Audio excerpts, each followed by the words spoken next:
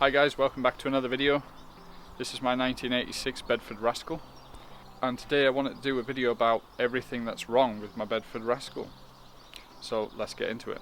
If you're not already subscribed to the channel, please make sure you hit the subscribe button, hit the like button as well whilst you're at it for the YouTube algorithm. As you already know, if you've been watching my last video, the Bedford Rascal is from 1986.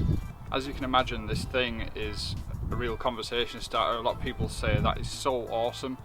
I wish I could have one of those. I've been looking at one of those, or what's it like inside, how can you stay in it because it's so small. Well, hopefully some of those questions will be answered in this video. And rather than starting the video with all the bad points, I want to talk about the good points first. So the first thing I wanted to talk about was the engine. It's the first thing that I did work on in this vehicle, and when I first picked up the vehicle it was misfiring quite badly, running pretty rough, and it wasn't very reliable at all, and was really hiccuping whilst we were driving, causing us to have to stop all the time because I felt like it was overheating. Whereas now it's great since I've done all the work to it, and fingers crossed should start up straight away, and it does.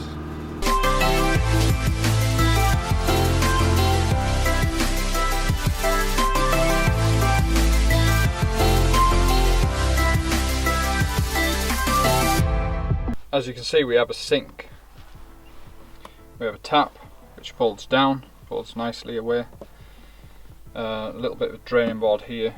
This bit here goes over the top, so when you have this all closed down, then you can use this as a surface to put things on, and it also covers the sink up. To control the sink, there's a button here, you can hear that. So that pumps the water through from a barrel underneath in here, which I'll show you in a minute, through the tap, so then you've got water instead of having an actual tap. This is the grill area, so you can boil the kettle, you can do your cooking, whatnot, and you've even got like a grill under here as well. So you've got, this is the hob, this is the grill. This is gas powered, so there's a gas bottle underneath there, and then we have a fridge underneath. So this is the barn door. It's quite simple really, you just turn this catch and open it and the door splits. How cool is that? So as you can see, we've painted out underneath here, and it's nice and white now instead of this cream, because this is actually cream because it's all fiberglass. The whole body at the back is fiberglass, so it can't rust. This is where the gas bottle is contained. You can just turn it off here with this switch, just by turning it around. Make sure that's turned off though. Power breaker switches and the electric cables. There's actually a vent there under the floor as well. So we put this carpet, as you can see it matches the carpet down here. Put a piece of carpet underneath it, and it just stops it from moving around so much, and this bungee as well, it just holds it in place so it won't move whilst it's in transit. This is the big leisure battery that we've got that powers everything in here. Some spare cable ties too. This is all coated out underneath here exactly the same as the other side, so it's all nice and clean, and there's plenty of storage underneath these seats where you sit. As I pointed out in my last video, there's no toilet and there's no shower in here, so you either have to bring a toilet with you and you have to put it outside in like another tent that's going to be connected on the back of this, or you'd have to have a site that has facilities.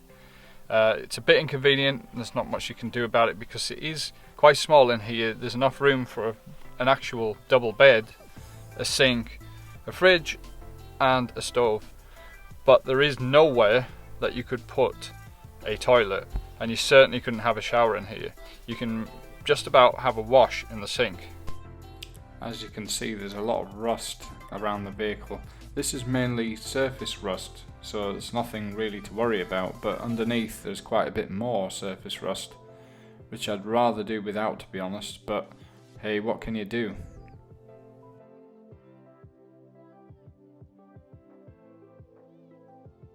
Yeah, the audio system doesn't work either. As you can see, the ignition's turned on, but it doesn't come on, but it's very intermittent because sometimes it will come on and sometimes it won't. And it plays in mono as well, which is not very useful. So really this needs to be swapped out for something a little bit more up to date, a bit more modern. At the moment I've been using a Bluetooth speaker to play music instead of using the audio system built into the van, and that's been working great. Unfortunately this has a tape player, so yeah. The windows are heavily scratched, but the seal around the edge of the window leaks as well. There's quite a few cracks around the bodywork which I don't like.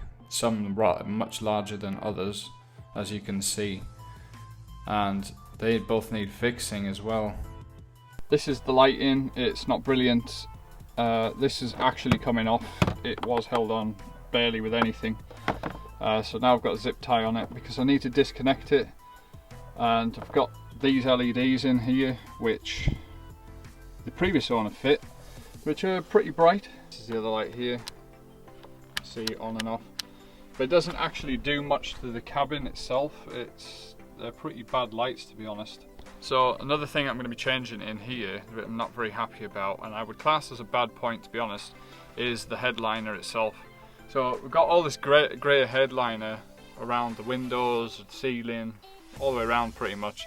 The only place that it's not present is the back. So as you can see, it ends here and it's pretty shoddy finish actually. This was all done by the previous owner, and I mean that just looks nasty behind there. And I'm going to change all that to something that's like light grey, like not dark grey like this, but something that's like very light and very bright, because I want the atmosphere in here to feel like, to make it feel a lot bigger than it actually is. I don't know if you can see inside here properly, but around the seal from these vents up here, the water from the roof is actually pooling, and it's coming through and dripping down onto the table here. Can you see that? So this is actually, this is wet. This isn't good, so this is something that needs to be fixed. I pointed out in my last video that another problem that this camper has is that the fridge actually only works on electric, so like on mains electric. So it won't work off the battery. So, and there's nothing that I can do about that at the moment. Somehow I have to change it round so that it can work off the battery or even work off the gas bottle. So that's everything that's wrong with my 1986 Bedford Rascal, and the things that are also right with it. The reason why I love this micro camper so much is the nostalgia, because it's from the 80s. I was actually born in the 90s, but something about it, it's like when you get in the cab it smells a certain way and it's just really nice to be in. It's a lot of fun to drive as well, and ever since I changed the tyres, the handling is absolutely fantastic, and the steering feels light because there is no power steering, as you can imagine, on an older vehicle like this, so you have to rely on pure might when you're actually driving. If you managed to watch the entire video and you really liked it, make sure you hit the thumbs up button for the YouTube algorithm and subscribe, and I'll see you in the next one. Thanks for watching.